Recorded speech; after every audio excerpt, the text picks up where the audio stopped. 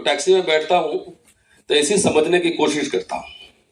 ज्यादातर टैक्सी चलाने वाले दलित बैकवर्ड होते हैं और उनसे पूछिए तो एक लाइन जरूर आपको मिलेगा, ज्यादातर मैं कह रहा हूं कि अच्छा है मुसलमान को टाइट कर रहा है, टाइट हो रहा है। तो ये पब्लिक ओपिनियन जो बनाया गया है वो क्यों, कैसे बनाया गया है?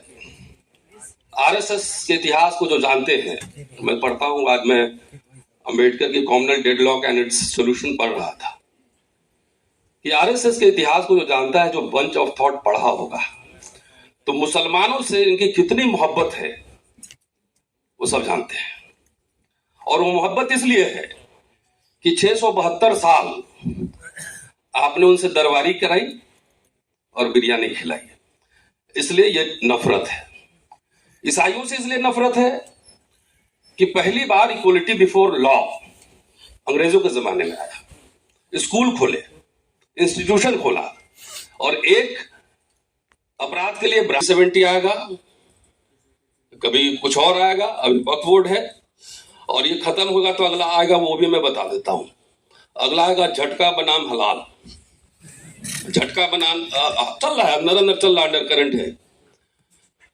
कई हमारे साथी आरएसएस बीजेपी की यूनिवर्सिटी में पढ़ाता हूं, तो एक जगह मैं बैठा हुआ था किसी कमिश्नर के पास, तो डेलीगेशन गया था एक झटका आंदोलन का। तो कितनी चतुराई से झटका जो काम करते हैं वो सब दलित ही होते हैं, और कैसे उनका इकोनॉमिक इंटरेस्ट उसमें इन्वॉल्व कर दिया गया है कि मुसलमान हलाल वाले लोग तुम्हारे हिस्सा का खा रहे हैं, तो अगला ये आंदोलन के लिए तैयार नहीं है।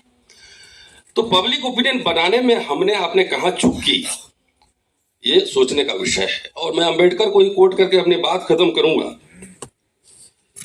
कि कहते हैं ना कि हैदराबाद के निजाम बहुत कंजूस थे, जैसा हम लोग सुनते हैं, पढ़ा नहीं है, सुनते हैं। अंबेडकर जब तक कि मुस्लिम लीग ने पाकिस्तान की मांग नहीं की, अंबेडकर और मुसलमान दोनों एक ही इंटरेस्ट पे लड़ रहे थे, Sikh, Anglo Indian, Muslims, Ambedkar.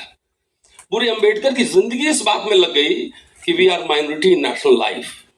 दलितों को माइनॉरिटी कह रहे थे, लेकिन जब पाकिस्तान का जब डिवीजन आया, जब हो गया, तो एलीट सब उधर चले गए, बाकी यहां रह गए। तब भी अंबेडकर कॉन्स्टिट्यूएंट असेंबली में क्या कह रहे थे वो सुनने वाली बात।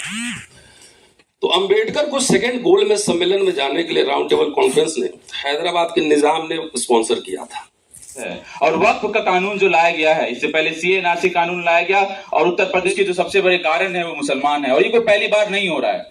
जब देश के स्वाधीनता आंदोलन चल रहा था, हम देख रहे हैं कि 1920 का दशक है, जब पहली बार हिंदू मुस्लिम एकता की बात हो रही है, और हिंदू समाज में जो दलित समाज के लोग हैं, जो पिछड़े समाज के लोग हैं, वो पहली बार बोल रहे हैं कि देश की संसाधनों पे जिनका कब्जा है हम उसके खिलाफ बोलेंगे।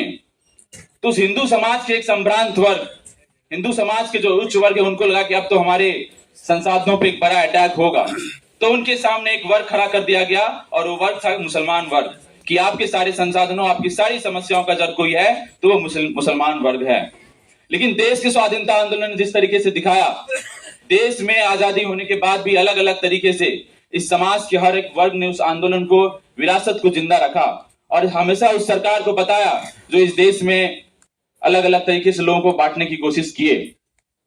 और वक्फ के कानून को यही ला करके हमारे सामने डाला जा रहा है, बोला जा रहा है कि इससे डेमोक्रेटाइजेशन होगा,